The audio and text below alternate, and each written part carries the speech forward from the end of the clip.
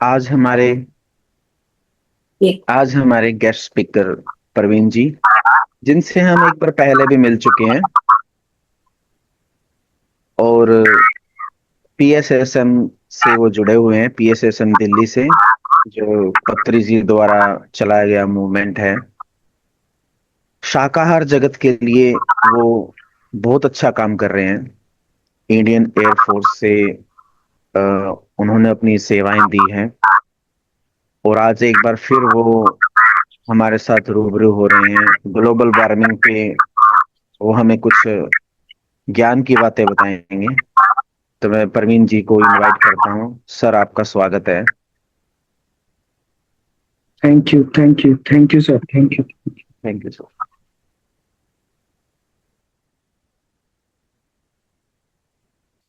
ब्रह्मऋषि पत्री जी को नमन करते हैं।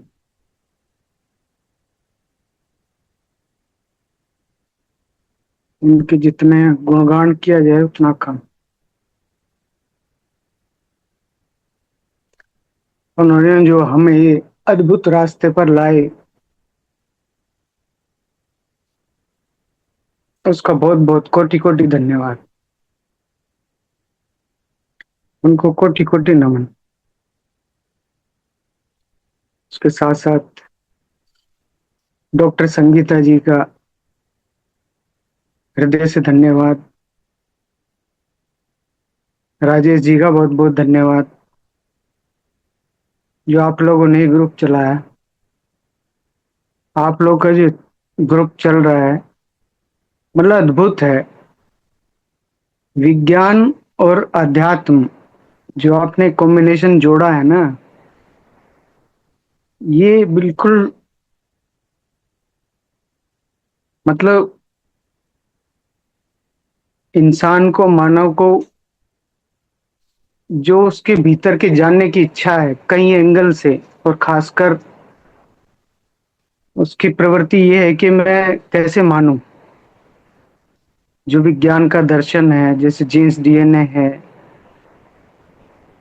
की क्लासेस हो रही हैं, और डॉक्टर संगीता जी जिस तरह से रिसर्च के कुछ आंकड़े देती है और वो बताती रहती है, वो अद्भुत है। धन्यवाद madam, thank you thank you thank you.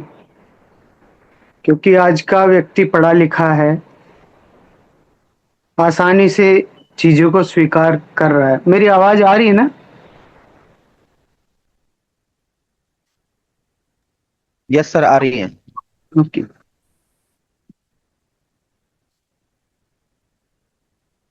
तो ये बहुत ही अद्भुत संयोग किया है मैडम। डॉक्टर संगीता जी का बहुत बहुत धन्यवाद, जो उन्होंने अपनी जितनी क्वालिफिकेशन है और इसमें डाल दी, हमें कहाँ कहाँ से अंतिम सत्य तक पहुंचाने के लिए कहाँ कहाँ से लेके आ रही हैं, कहाँ कहाँ पे व्यक्ति फंसा हुआ है, कितने मेहनत करती हैं, कितने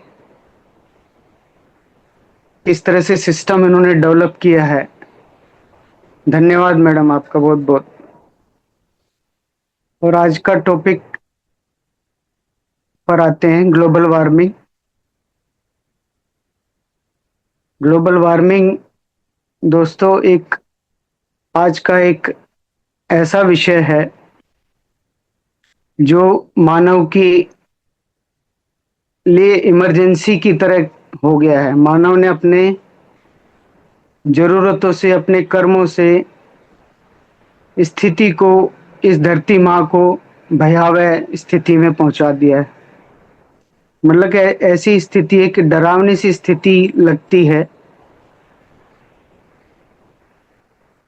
जिससे आम आदमी तो अनभिज्ञ है ही, वो तो अपने उसमें खोया हुआ है। लेकिन इसकी सच्चाई बहुत दूर से निकल के आ रही है। आप लोगों ने एलन मस्क का नाम सुना होगा। दुनिया का सबसे अमीर आदमी है, यूएसए का उद्योगपति है। उसने इस धरती की गंभीरता को देखते हुए 2050 में लगभग 10 लाख लोगों को मंगल ग्रह पे बसाने के योजना को कंप्लीट कर लिया है। वो किस लिए? एलन मस्क के पास अपनी एक स्पेस कंपनी है, एक्स स्पेस करके कुछ है, जो अपने रॉकेट्स बनाती है। और सुना भी होगा आपने, टेस्ला कंपनी है, टेस्ला गाड़ी है उसकी, जो बहुत ही एडवांस्ड है, एआई की सारी सुविधाएं हैं उसमें, मतलब एडवांस्ड है सब कुछ, मतलब फुल्ली कंप्यूटराइज्ड, सब कुछ ऑटोमेटिक है। और वो इवन ऐसा उद्योगपति है, उसके पास इतना पैसा है, उसने ऐसी चीजें डेवलप कर ली हैं कि आगे आने वाले समय में जो बच्चे पैदा होंगे, उन बच्चों में के ब्रेन्स में चिप्स लगाई जा सकती हैं, लगाई जाएंगी, ऐसी मतलब रिसर्च पेपर से या गूगल से भरा भरा पड़ा, आप देख सकते हो। और उसने डेवलप भी कर लिया है, क्योंकि इंसान किसी काबू में तो आता नहीं, अपने मन मर्जी करता है। तो अपने हम जो चाहते हैं उस तरह के काम हो जाएं, उस तरह से कैसे कंट्रोल किया जाए, नियंत्रित किया जाए मनुष्य को, तो उस तरह का कुछ प्रोजेक्ट है। तो वो इससे मैं जब रिलेट करने लगा, क्या ये उस तरह से है, और मैंने कुछ और जो आध्यात्मिक लीडर्स हैं उनको भी वो क्या कहते हैं इस बारे में, उस बारे में तमाम तरह की रिपोर्ट जब मैच की, उनसे रिलेट किया, तो मैं चौंक गया। मतलब ये कुछ ऐसी इमरजेंसी की सिचुएशन से, मतलब धरती पे मानव की स्थिति अगर ऐसी आ जाए तो हम यहाँ से मंगल ग्रह पे अपना अस्तित्व बचा सके।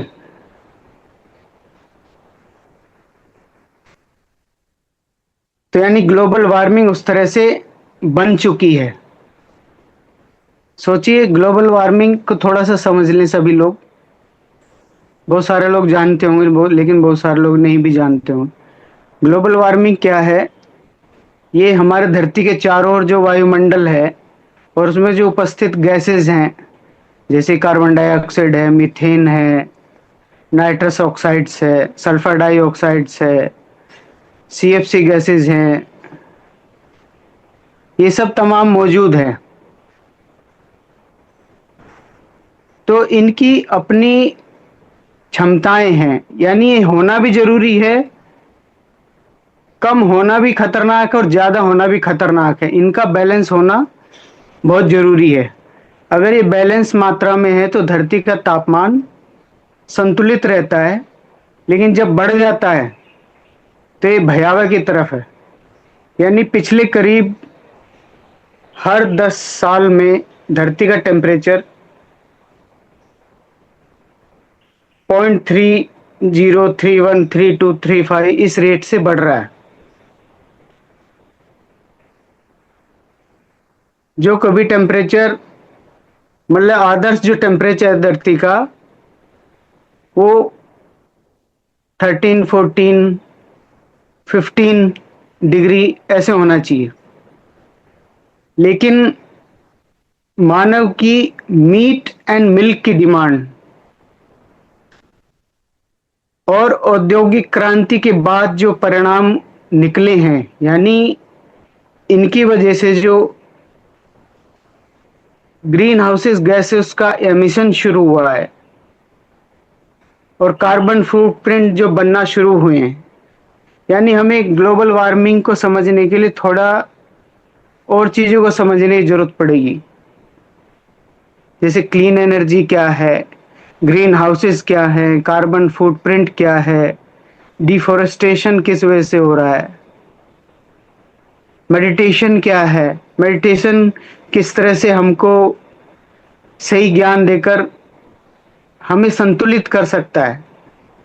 नहीं तो इंसान अपने असंतुलित मन बुद्धि से प्रकृति का विनाश ही करता जा रहा है। पीड़ा इतनी हो गई है एनिमल जगत में, खासकर एनिमल ने अपने आप को कुर्बान कर दिया है मनुष्य के लिए, लेकिन इसकी भूख शांत नहीं हो रही है। इसकी तरक्की इतनी खतरनाक है, इसने इतना प्रकृति को इतनी बुरी तरह से दोहन करना शुरू कर दिया संसाधनों का। इसे कोई चिंता नहीं, अपने सुख, अपने आराम, अपने वैभव, अपनी पर्सनैलिटी को मेंटेन करने के लिए किसी भी हद तक गुजर सकता है। तो इसलिए ध्यान की जरूरत है। हमें धर्मों के ज्ञान की जरूरत नहीं है, हमें धर्म के सच्चे धर्म को पहचानने की जरूरत है। डॉक्टर संगीता जी कितना अद्भुत गीता जी का वो ज्ञान दे रही हैं, जो हम सच्चा ज्ञान है, कॉन्शियसनेस। सच्चा धर्म वही है, हम कॉन्शियसनेस को पहचाने, अपनी सही ऊर्जा को पहचाने। ग्लोबल वार्मिंग के इफेक्ट, बैड इफेक्ट्स कहाँ जा रहे हैं, जैसे मैंने पिछले सेशंस में बताया था, ग्लेशियर्स पिघल रहे हैं। वो अभी तो खैर मेंटेन है, कुछ चल सकते हैं, लेकिन अगर यही स्थिति बनती रही, डॉक्टर सक्सेना जी हैं ग्रुप में ही, वो बता रहे थे कि अभी ग्लेशियर्स में प्लास्टिक के पार्टिकल्स पाए गए हैं।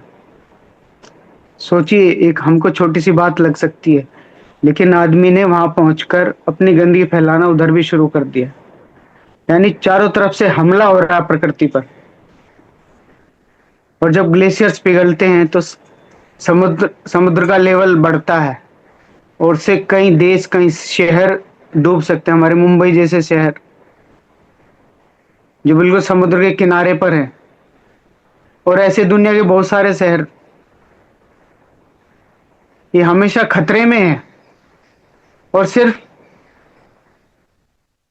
हम हमारी अपनी खुद की गलत गतिविधियों के कारण, यानी मानव ने अपने ऊपर कुल्हाड़ी मारने का काम कर लिया है। अब इसको संभालने का समय है। अब इसको संभालने के लिए पीएसएसएम मास्टर, जितने भी आध्यात्मिक मास्टर्स हैं, लगे हुए हैं, और हम सबको लगना पड़ेगा और इस जागरूकता को फैलाना पड़ेगा, इस कॉन्शियसनेस को हम सबको ध्यान में लाना पड़ेगा, प्लांट बेस्ड लाइफ में आना पड़ेगा। मौसम बेमिजाज हो गया है,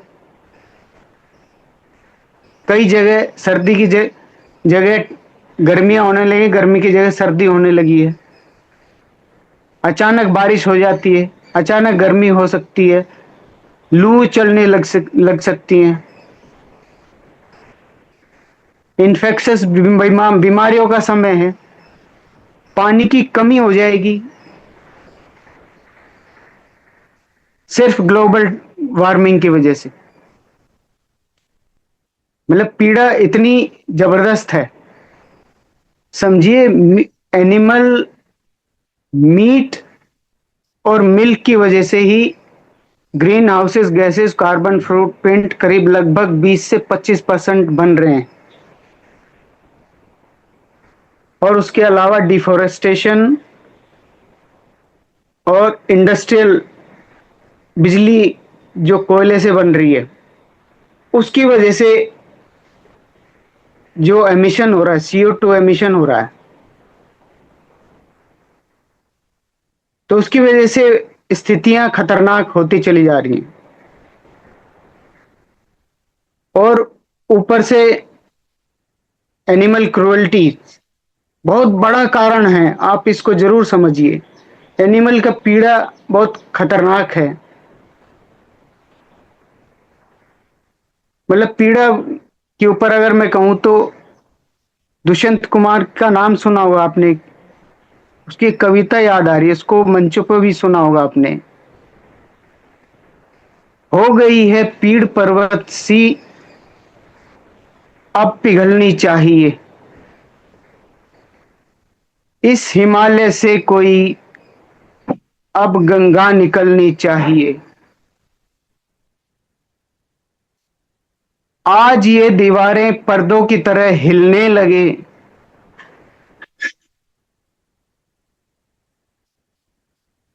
मगर शर्त यह है कि बुनियाद हिलनी चाहिए। डराना, हंगामा खड़ा करना मकसद नहीं है मेरा।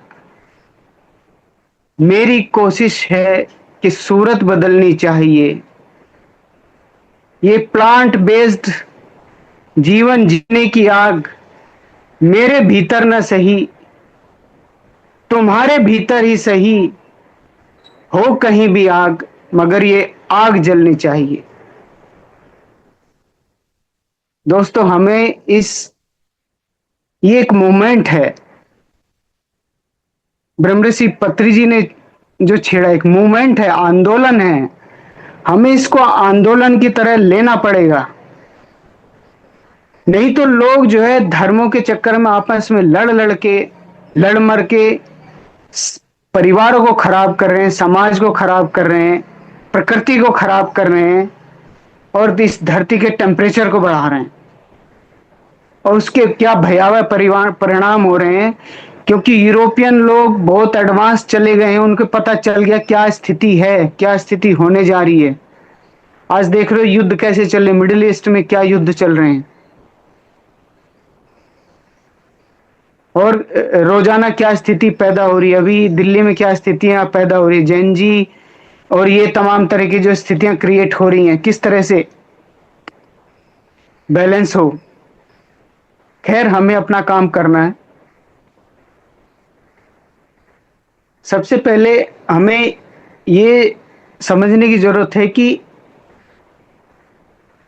एनिमल्स की जरूरत क्यों है, एनिमल्स क्यों बनाए गए हैं धरती पे। इनके साथ क्रूअल्टी हम जो कर रहे हैं वो होना चाहिए, नहीं होना चाहिए, हमें भीतर से महसूस करना पड़ेगा। क्या हमें वाकई में इनके उतनी जरूरत है जितना हम समझ रहे हैं। और हमने ना सिर्फ अपनी जनसंख्या बढ़ा ली है, हमने जानवरों की भी संख्या बढ़ा ली है। जहां इस धरती पर मानव पॉपुलेशन 2-3 अरब होनी चाहिए संतुलित, वो 8-9 अरब हो चुकी है। और गाय, भैंस, भेड़, बकरी, सुअर जिनको हम खाते हैं, जिनके ऊपर जो चल रहा है, ये लगभग 5 अरब के आसपास बना लिया हमने आर्टिफिशियली। सोचिए, इन सबको, जानवरों को रहने के लिए और अपने हमें इंसान ने अपनी पूर्ति के लिए कितना उपयोग कर रहा है। उसे मांस खाना है, उसको आदत पड़ चुकी है, नॉर्मल प्रक्रिया होगी। इसको पेश किया जा रहा है गिफ्ट के तौर पे, एक प्रोडक्ट के रूप में। हमें पता ही नहीं चला उसके पीछे भयावह स्थिति क्या है, वो कैसे बन के आ रहा है। मैं आपको वही दर्द दिखाने की कोशिश कर रहा हूं, आप उसको महसूस करें। जो चीजें पैक होके आ रही है उसको वो ना समझे, उसके पीछे क्या है, कहां से आ रही है। जैसे हम चेतना को समझने की कोशिश कर रहे हैं, हम जो आज हैं, हम क्या हैं, खुद क्या हैं, वैसे ही ये स्थिति है। जो हम भोजन कर रहे हैं, जो दूध पी रहे हैं, जो मीट खा रहे हैं, वो कैसे बन के आ रहा है, ये हमें पहचानना पड़े। तभी हमें शांति मिलेगी, तभी हमारे भीतर करुणा का भाव जगेगा, तभी हम सहजता के भाव में आएंगे, तभी हम योग के भाव में आएंगे, तभी हम हमारे भीतर परस्पर सहयोग की भावना आएगी। नहीं तो छोटी छोटी जरूरत के लिए हम लोग आपस में लड़ेंगे।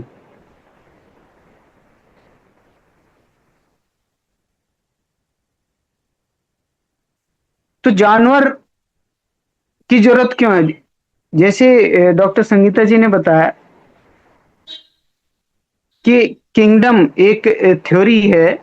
एक तो आप विज्ञान की थ्योरी से ये थोड़ा सा जानने की जरूरत, मैं थोड़ा सा उधर भी ले जाने की कोशिश करूं। एक विज्ञान की तरह से समझने की जरूरत है हमें, योग दर्शन के हिसाब से भी समझना पड़ेगा, अद्वैत वेदांत के हिसाब से समझना पड़ेगा, सांख्य दर्शन है, भरा पड़ा है गूगल, आप जाइए नेट पे, सब कुछ अवेलेबल है।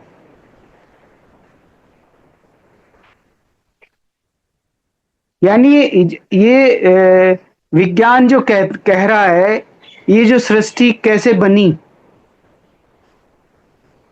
हम कैसे आए, मानव तक कैसे पहुंचे, यानी अंतिम सत्य पहचानना है हमें, तो हमें मानव बन के ही समझ सकते हैं हम एनिमल किंगडम, प्लांट किंगडम और मिनरल किंगडम में रहकर नहीं समझ सकते। विज्ञान कह रहा है कि एक, अगर हम समय से पीछे जाएं तो ये सृष्टि बहुत एक डेंस एक स्पॉट है, डेंस स्पॉट था, उसमें विस्फोट हुआ,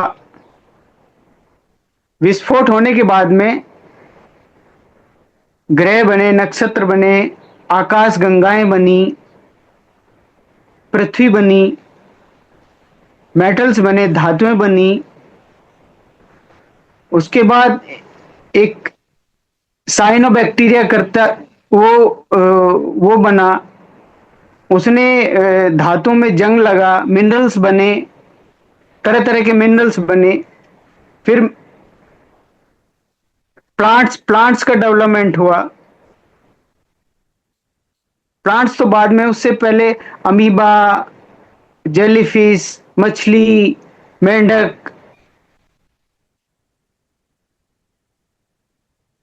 बंदर, लंगूर, मैमल्स, इस तरह से बने। उसके बाद प्लांट्स, एनिमल्स और मानव उस तरह से डेवलप हुआ, यानी एक इवोल्यूशन है। हम ऐसे ही नहीं बन गए, यानी आप इसको इस तरह से देख सकते हैं, जब से ये सृष्टि बनी है हम भी सृष्टि के साथ चलते आ रहे हैं किसी न किसी रूप में। आज हम और आप जो बैठे हुए हैं, जब से सृष्टि का विकास शुरू हुआ है हम तब से चले आ रहे हैं और चलते रहेंगे।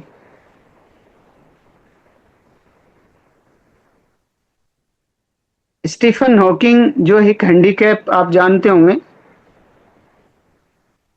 उसने मरने से पहले बोल के गया कि अगर हम समय का पीछा करें तो हम वहीं पहुंच जाएंगे जहां से हम चले थे। यानी वो क्या कह रहा है, चेतना जहां से चली थी वहीं पहुंच जाएगी। अगर हम मानव बने हैं तो चेतना ने जैसे अपने आप को जानने के लिए, खुद को प्रकट करने के लिए इनफाइनाइट संभावनाओं में खुद को प्रकट कर लिया, एनर्जीज में। यानी योग दर्शन क्या कह रहा है कि चेतना के भीतर एक एहसास हुआ कि मैं कौन हूं। जैसे आदमी सो जाता है, बहुत देर सोता रहे आलस में, चलो यार घूमने चलते हैं। अब घूमने चलने के लिए आपको तमाम तामझाम, गाड़ी चाहिए, दोस्तों को ढूंढेंगे, शॉपिंग करेंगे, खाने पीने जाएंगे, डेस्टिनेशन पे इतनी दूर जाएंगे, वहां पे एंजॉय करेंगे, वहां पे बुकिंग करेंगे, होटल में रहेंगे, खाना पीना खाएंगे, प्रकृति का एंजॉयमेंट करेंगे और फिर वापस आ जाएंगे। यानी कितनी एक्टिविटीज हो गई। उसी तरह चेतना ने अपने आप को इनफाइनाइट संभावनाओं में व्यक्त करना शुरू कर दिया। ग्रह बने, नक्षत्र बने, आकाश गंगाएं बनी, चारों किंगडम बनी, कितने जीव जंतु बने, और आखिर में मानव बना। और फिर मानव का जब ज्ञान होगा तो शांत होकर बैठ जाएगा, यानी ध्यान में बैठ जाएगा। यानी कितनी सरल सी बात पत्री जी, ब्रह्मर्षि पत्री जी बता के चले गए।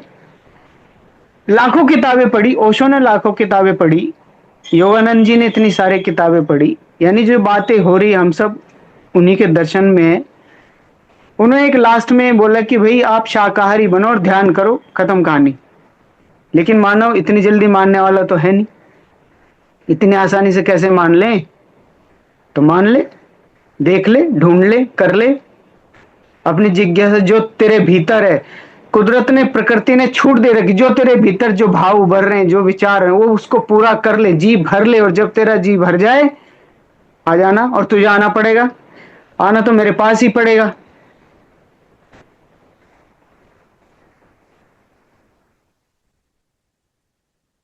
तुम एक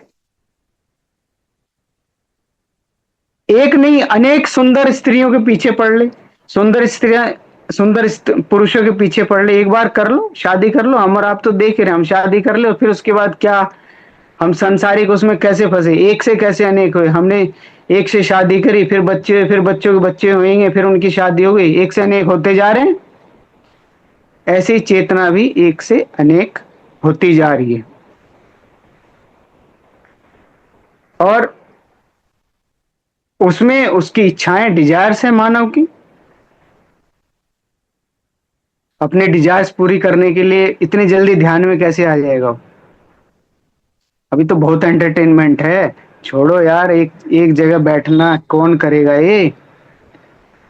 ये तो भैया दूसरे ही है। यानी हम और आप जो बैठे हुए हैं, हम ऐसे ही नहीं बैठे हुए, हम पता नहीं क्या क्या कर्म करके आ चुके हैं। एक आत्मा की यात्रा एक बुक है, उसमें पूरी जर्नी दिखाई है, आत्मा कैसे इवोल्व होती है।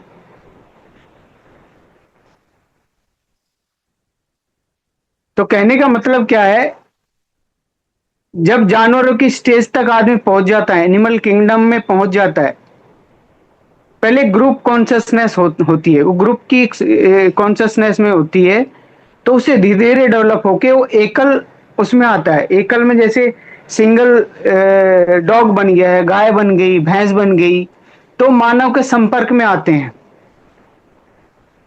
तो एनिमल क्या है, उसका क्या है, खाना खाना, अपनी सेफ्टी रखना और प्यार देना, लव, लव है उसमें, और मोशन, गतिशीलता है। लेकिन उसमें प्लानिंग का वो नहीं है, प्लानिंग कर सके फ्यूचर का कुछ उस तरह से, वो मानव ही कर सकता है। तो जब वो एक ग्रुप से निकलकर एक संख्या में आते हैं, यानी एक डॉग हो गया, एक गाय भैंस हो गई, तो मानव उसको संपर्क में आता है, तो वो उसका प्रेम बढ़ता है, वो कुछ उसका इस्तेमाल करता है, वो उसको प्यार देता है, तो आपस में हम जुड़ते हैं एक दूसरे की चेतना से। है तो हम पीछे, हम भी पहले वही थे, लेकिन हमें पता ही नहीं है। बहुत अच्छी दी है एक सॉल्व जर्नी, पीटर रेशेलू की है, आप लोग पढ़ना, इंटरनेट पे भी दी हुई है, दे सकते हैं। तो जब हम एनिमल पे क्रुअल्टी करते हैं, तो पहले तो हम उसको प्रेम भाव में रखते हैं, बड़ी अच्छी दोस्ती मेंटेन करते हैं उसके साथ में, और अचानक आप उसको काट देते हैं,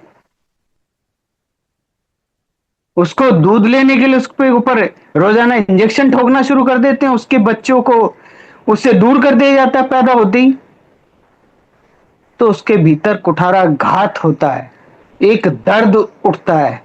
एक माँ, आप सोचिए, एक माँ से उसका बच्चे दूर कर दिए जाएं, उसके भीतर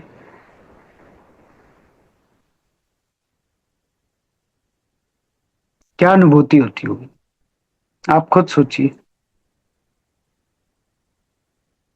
ऐसा विश्वासघात सिर्फ अपने जीवन यापन के लिए, यानी अगर मेरा भोजन, मेरा जिंदा रहना किसी जीव के अस्तित्व पर की वजह से है, तो क्या ये जीना जीना है?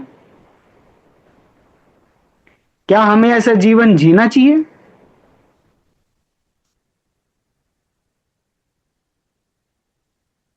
यानी हम दूसरे की जान चली जाए कोई फर्क नहीं, हमारा पेट भरना चाहिए, हमारी पूर्ति होनी चाहिए। वर्चस्वता, वर्चस्वता की जैसे, अरे ये तो इसको तो ऐसे जैसे कमजोर हो, बोल नहीं सकता, बेजुबान है, आदमी को दर्द होता तो 1000 बार डॉक्टर पास चले जाए, उसको कह देगा भाई मुझे उठा के ले जाए, चले जाए, वो कहां जाएंगे? वो मानव पर आश्रित हैं, हमने उनकी जगह में घेर लिए, हमने उनको अपने पास लेकर आए हैं, हमने उनकी प्राकृतिक जीवन छीना है।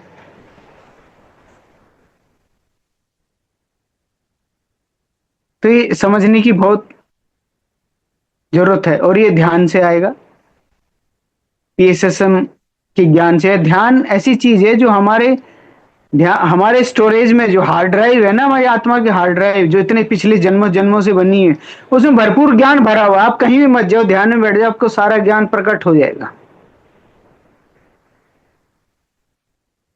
और जब भरपूर एनर्जी तब मिलती है जब आप प्लांट बेस्ड लाइफ की तरफ बढ़ते हैं, हम फोकस्ड होते हैं, आत्म जागरूक होते हैं, माइंडफुल बनते हैं, तब जाके बनती है।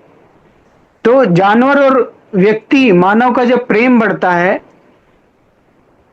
तो उसके भीतर ये भगवान की तरह देखता है जानवर। एक डॉग है तो अब एक गाय है तो वो भगवान की तरह देखती है मानव को कि कितना अच्छा है, कितना प्यार करता है।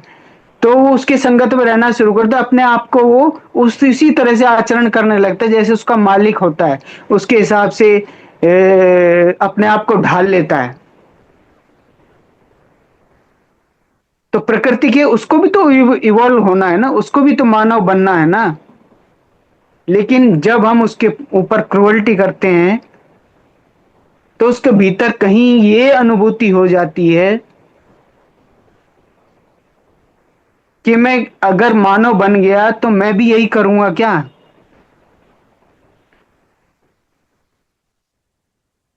यानी हम किसी के इवोल्यूशन को रोक रहे हैं उसके क्रुअल्टी करके।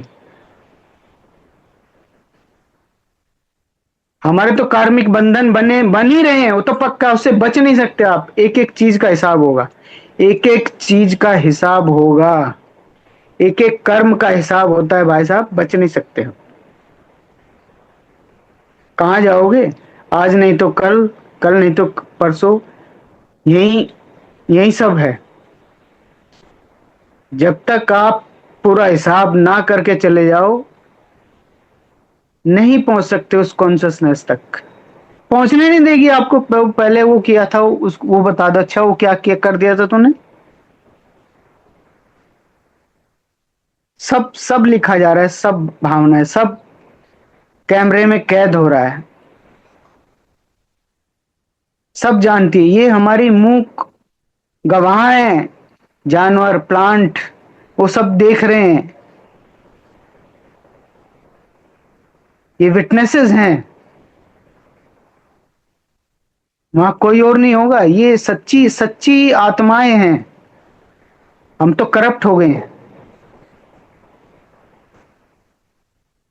तो सोचिए, जानवर का इवोल्यूशन का जब भाव किसी का प्रमोशन होने लगे और हम उसके प्रमोशन रोक दें तो हम जिम्मेदार हो गए ना। ऑफिस में हमारा प्रमोशन, हम डिप्टी सेक्रेटरी सेक्रेटरी से डायरेक्टर और उस तरह से बनते जा रहे हैं, तो हमें कैसा लगेगा, अरे उसने तो पॉलिटिक्स खेल दी, मेरा कुछ हुआ नहीं। तो हमने कर्मा क्रिएट कर लिया ना। तो एनिमल क्रुअल्टी उस जैसी है। और एनिमल ने अपना भरपूर है, वो पूरा बेजुबान पूरी तरह से संतुष्ट करने की कोशिश कर रहा है, लेकिन आदमी शांत नहीं हो रहा है।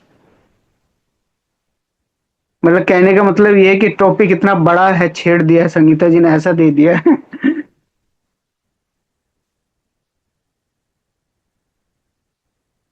इसके बहुत सारे ब्रांचेस हैं। फिर भी शॉर्ट में मैं थोड़ा सा ये बता दूं कि ग्रीन हाउसेस गैसेस कैसे काम करती है, और खासकर एनिमल हस्बेंड्री से। जब क्योंकि इतनी संख्या हो चुकी है आपको, धरती का मतलब, धरती करीब 50 करोड़ स्क्वायर किलोमीटर में लगभग एरिया है, जिसमें पूरा एरिया है 50। वो भी आंकड़ा एक छोटा सा बता देता हूँ, उस पर भी थोड़ा सा लाइट फेंक देता हूँ। 50 करोड़ में 70% करीब समुद्र वमुद्र हो गए, पानी। 70% पानी होता ना, 35 करोड़ के आसपास वो पानी में निपट गया। और 10 करोड़ के आसपास जंगल, पहाड़, डेजर्ट, नदियां, ये सब निपट गई। बाद में 5 करोड़ किलोमीटर के आसपास एरिया बनता है। और उस 5 करोड़ किलोमीटर के एरिया से में 4 किलोमीटर, 4 करोड़ किलोमीटर में लगभग सारे जानवर हैं, बना लिए हमने आर्टिफिशियली। और 1 करोड़ में सिर्फ मानव रह रहा है और उसके लिए खेती हो रही है। सोचिए, 1 करोड़ किलोमीटर के एरिया में। अगर ये नेचुरल नंबर हो तो कितनी जमीन मिल जाएगी? तो जितनी जमीन एक्स्ट्रा ऑक्यूपाई की जा रही है, आर्टिफिशियली क्रिएट करके जंगल काटे जा रहे हैं, जंगल काटने से क्या हो रहा है? कार्बन डाइऑक्साइड एब्जॉर्ब करने की क्षमता ही नहीं है। कौन एब्जॉर्ब करेगा? पेड़ किस लिए होते हैं? ऑक्सीजन देते हैं, कार्बन डाइऑक्साइड को एब्जॉर्ब करते हैं। अब उन जानवर को रहने के लिए जगह कहां से आएगी? हमने जंगल काट के रख दिए। आग लग रही है, पॉलिटिक्स इतनी होगी, जानबूझ के आग लगाई जा रही है, जगह बन जाए। देखिए होगे ना, कहीं कहीं आग लग जाती है अचानक। ये मानव का खेल भी है, क्योंकि इंडस्ट्री हो गई है। गाय भैंसों को हमने मशीन बना दिया है, औरतों को मशीन बना दिया है, बच्चे पैदा करो, गाय भैंस बच्चे पैदा करो, उस तरह की टेंडेंसी। तो जब तक हम अपने आप को एक सोल के रूप में नहीं देखना शुरू करेंगे और एक ज्ञान फैलाना नहीं शुरू करेंगे, यानी हमें समाज में घुसना पड़े। सोचिए कितना डीप है, और वो कैसे समझेंगे? हमें ये गहन चिंतन करना पड़ेगा, क्योंकि आप पीछे नहीं हट सकते। आप जब एक आत्म जागरूक सोल बन चुके और आपको ज्ञान हो चुका, आप नहीं बैठेंगे, और वो बैठने भी नहीं देगी। ये ऐसी प्रवृत्ति है। तो ग्रीन हाउसेस गैसेस क्या करती हैं? जैसे CO2 जो वायुमंडल में है, जो सूरज की रोशनी आती है, उससे जो हीट होती है वो टकरा के, जमीन से टकरा के वापस जाती है, तो इसको बहुत सारी को एब्जॉर्व कर लेती है। लेकिन ये जितनी कैपेसिटी होगी उतनी कैपेसिटी में तो एब्जॉर्व करेंगी, उसके बाद ये वापस फेंक देती हैं धरती की तरफ। आप गैसेस इतनी ज्यादा हो चुकी हैं, सोचे कोयला से जो बिजली बनाई जा रही है उससे कितना CO2 एमिशन हो रहा है, एनिमल हस्बेंड्री से कितना एमिशन हो रहा है। यानी गाय भैंस जो जब डाइजेशन करते हैं, तो उनके डाइजेशन से जब वो डकार लेती हैं तो मीथेन निकलता है। मीथेन गोबर मलमूत्र है। यानी ये अननेचुरल नंबर्स की बात कर रहा हूं मैं। अननेचुरल नंबर्स की वजह से कितना हो रहा है। नेचुरल, अगर नेचुरल नंबर्स रहे तो प्रकृति अपने आप को बैलेंस कर लेती है।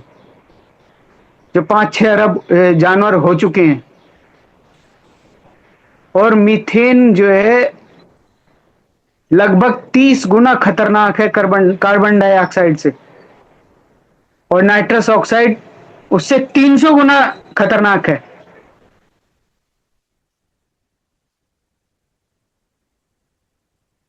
तो जब इतनी भारी मात्रा में ग्रीन हाउसेस गैसेस वायुमंडल में होंगी, तो वो जो हीट आई है इतनी ज्यादा हो चुकी है ना ऑलरेडी, वो अपने आप में ही, तो जो गर्मी है वो वापस भेज रही है। यानी जैसे आदमी कंबल ओढ़ लेता है, उस तरह समझो, कंबल ओढ़ लिया हमने तो हमारी गर्मी कंबल से वापस टकरा के हमें गर्मी देती है।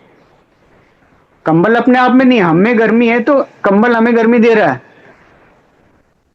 उस तरह से एक कोटिंग रहती है। धरती का टेम्परेचर बैलेंस करने के लिए ग्रीन हाउसेस गैसेस जरूरी भी हैं, लेकिन जब ये ज्यादा हो जाएंगी तो ये ग्लोबल वार्मिंग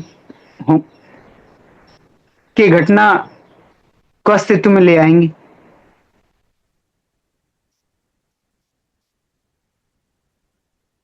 समझ पा रहे हैं ना?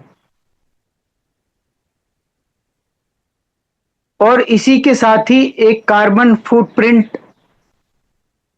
भी आ गया है। यानी आप ये समझो, अगर हम मोटा मोटा, अगर हम अपनी गाड़ी ले जाते हैं, 1 लीटर पेट्रोल अगर जलता है, गाड़ी चलाते हैं हम, उससे लगभग 2.83 किलो CO कार्बन डाइऑक्साइड निकलता है।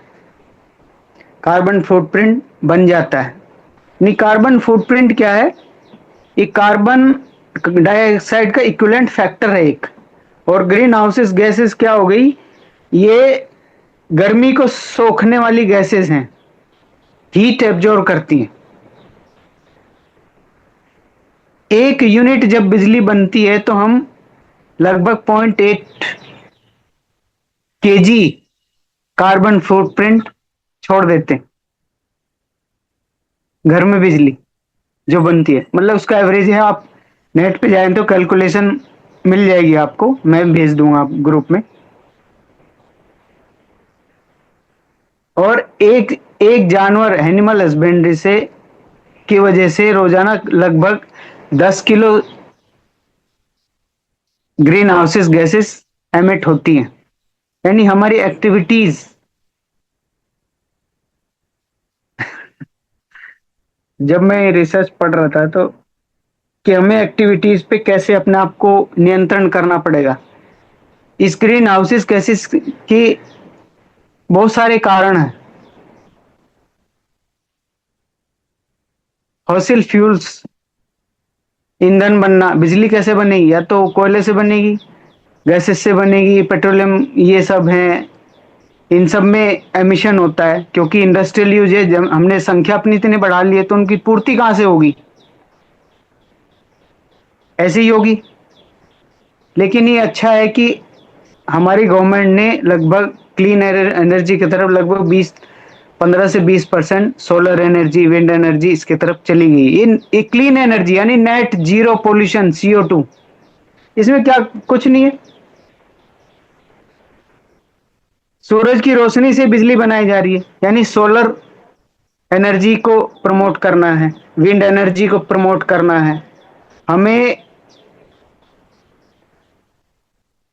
जो बड़े ट्रांसपोर्ट है उनको यूज ज्यादा करना चाहिए। भाई एक आदमी गाड़ी लेके, अकेला आदमी गाड़ी लेके जा रहा है तो सोचिए कितनी ग्रीन हाउसेस गैसेस छोड़ रहा है, कितना कार्बन फुटप्रिंट छोड़ रहा है। और उसकी जगह उसी गाड़ी में कारपूलिंग कर ले हम। हमें कारपूलिंग, तो इतने सारे लोग एक गाड़ी काफी है। पब्लिक ट्रांसपोर्ट यूज करें, बेवजह से खरीदारी ना करें। खासकर महिलाएं तो हर महीने एक नया कपड़ा खरीद लेती है, वो बड़ा अच्छा हुआ है, कलर है इसका, क्या तो बढ़िया प्रिंट है, ये वो। जब वो बनता है, मतलब कपड़ा बनता है, कपास उगाई जाती है, फिर उसका प्रोसेसिंग होती है, फैक्ट्री में जाती है, वो बनता है, फिर दुकान पे आता है। समझो ट्रैफिक बिल लगा, ट्रांसपोर्ट लगा, उसने छोड़ा, हम घर तक लेके आए। मतलब छोटी छोटी चीजें हमारी मायने रखती है, माइन्यूट, सूक्ष्मता, सूक्ष्म एनर्जी में जाना पड़ेगा हमें।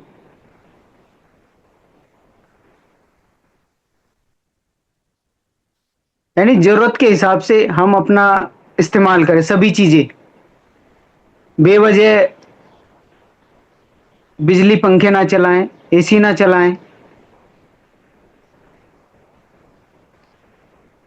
फॉरेस्टेशन करें, पेड़ पौधे ज्यादा लगाएं। और उसके बाद प्लांट बेस्ड लाइफ पे आए। प्लांट बेस्ड लाइफ में कोई ग्रीन हाउसेस गैसेस और ये चक्कर ही नहीं है, वो बैलेंस है, प्रकृति बैलेंस कर लेगी। इसीलिए कहा जा रहा है प्लांट बेस्ड लाइफ को अपनाओ। हिंसा मुक्त भोजन करें, हिंसा से बचें, अपने विचारों के प्रति सजग रहें, माइंडफुल बने रहें।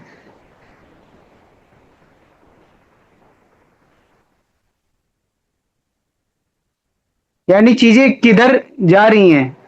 कितना टाइम हो गया? हाँ, जैसे आप डॉक्टर कर रहे हो सर। जैसे सभी लोग तो भाई स- जी सर।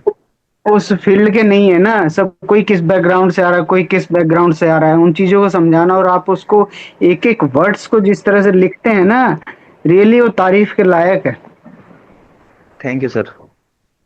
हाँ, तो आपने चीजों को समझने के, जितने ग्रुप में लोग, कितना आसान कर दिया आपने, कितना अद्भुत काम कर रहे हैं आप। कहने का मतलब क्या है कि चार चार चीजें हैं जो समाधान है ग्लोबल वार्मिंग के, ध्यान रखें। क्लीन एनर्जी पे की तरफ जाएं,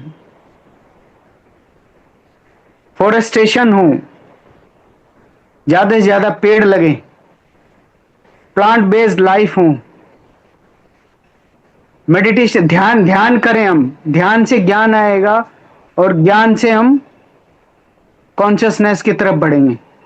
अपने सारे हमारे भीतर जो विवाद चल रहे हैं ना, डिस्प्यूट चल रहे हैं, धीरे धीरे त्यागना शुरू करो। एक तरह से एक मेडिटेशन की जो ऊर्जा है ना अपने आप में कंप्लीट है। आप इसको भी समझो, जितना हम ध्यान करेंगे ये ऊर्जा अपने आप में हमको संभाल लेती है। सोचिए, एक ध्यान में जो योगी बैठे रहते हैं हिमालयज में, वो इतने 100-200 साल बैठे रहते हैं। पत्री जी बताते तो कैसे बैठे रहते हैं, ना खाना खा रहे हैं ना कुछ खा रहे हैं, यानी प्लांट बेस्ड लाइफ से भी आगे है योगियों की लाइफ, लेकिन वो बहुत एडवांस स्टेज है।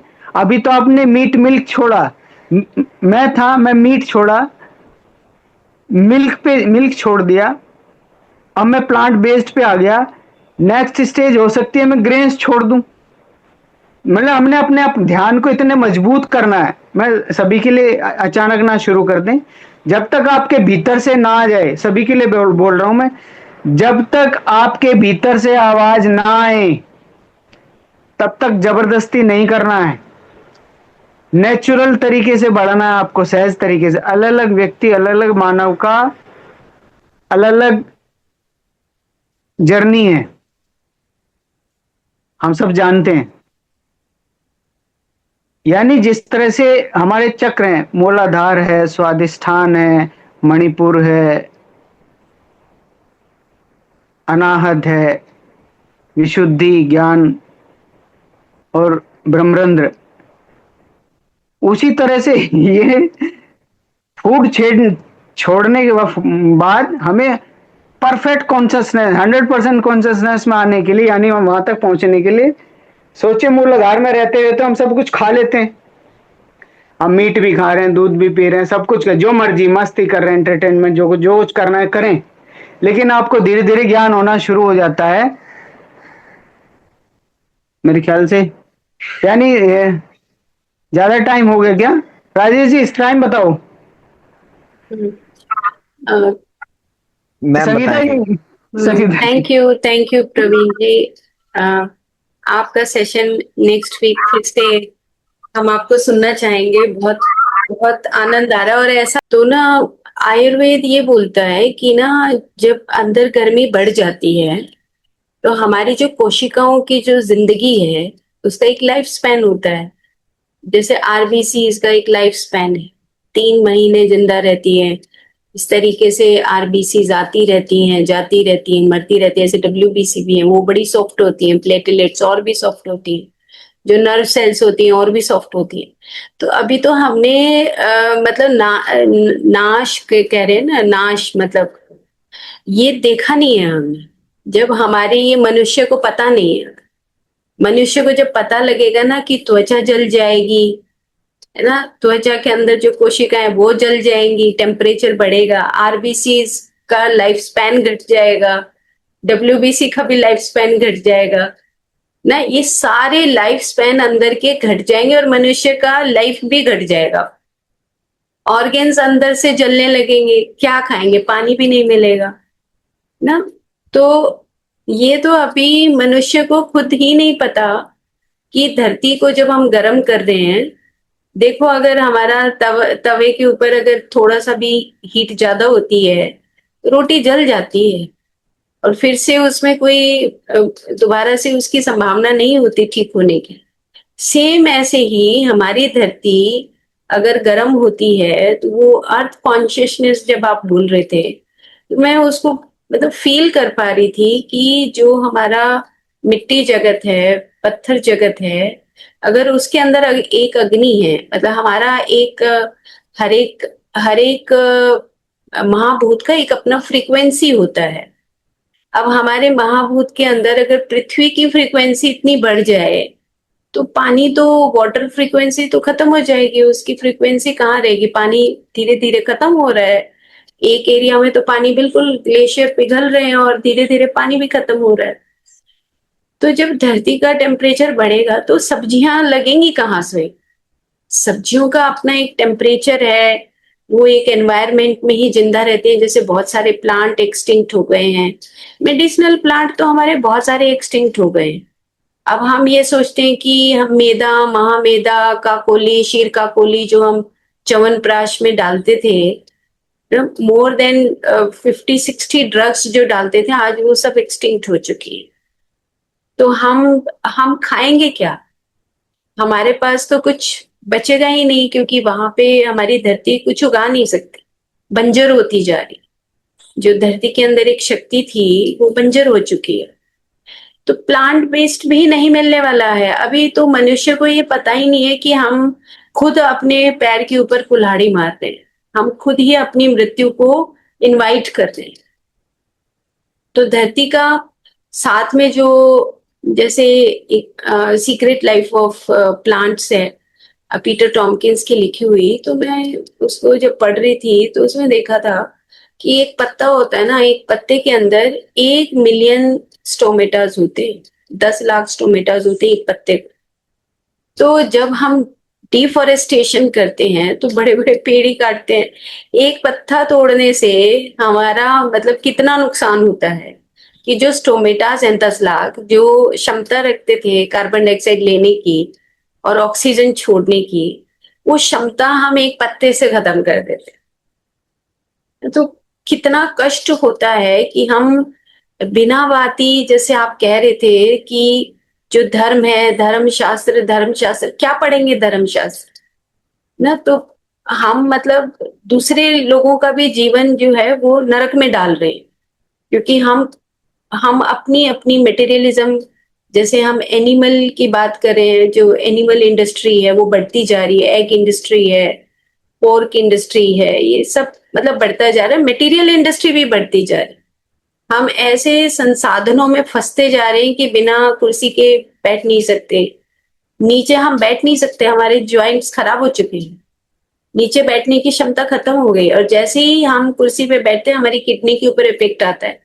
साइंटिफिक रिसर्चेस ये बोलती हैं कि अब आपकी सिटिंग एबिलिटी अगर नहीं है तो आपका बैकबोन का जो एरिया है ये सब नष्ट होता जा रहा है, ये वीक होता जाएगा। तो मनुष्य तो पता नहीं कौन से उस, आगे हम तो सोचते हैं मनुष्य योनि से हम जाएंगे ऊपर भगवान की तरफ जाएंगे, है ना, लेकिन मनुष्य तो योनि उस पशु योनि से भी खराब होती जा रही है, क्योंकि उसके पास अब वो क्षमता नहीं बचेगी। आने वाला समय बहुत खराब। मतलब हम ये देखते हैं कि जितनी हमारी बॉडी में हीट है, जितनी बॉडी में हीट है, हमारे आयुर्वेद में बोलते हैं कि जो त्वचा की बीमारियां होती हैं वो सबसे देर में ठीक होती हैं, क्योंकि वो लेयर्स को क्रॉस करके हम उसका प्यूरिफिकेशन करते हैं। लेकिन आज की डेट में अगर देखें, किसी भी गांव में जाएं, कहीं पर शहर में जाएं, कहीं पर भी, तो स्किन डिजीजेस बढ़ती जा रही है। क्यों? क्योंकि हमारा प्यूरिफिकेशन खत्म हो गया, प्लांट बेस्ड लाइफ खत्म हो गई, हमने हमारे खाने के तरीके चेंज हो गए ना, हम उसमें अपने खाने की किचन में, इवन प्लांट बेस्ड लाइफ में भी हमने बहुत अपने आपको दूसरी चटपटी चीजों में डाल दिया है। तो कुरकुरे तो कोई एक प्लास्टिक का मटेरियल हम खाने लगे हैं ना, नॉन वेज से भी खराब जो प्लास्टिक मटेरियल हम खा रहे हैं, जो प्रिजर्वेटिव्स डाल रहे हैं।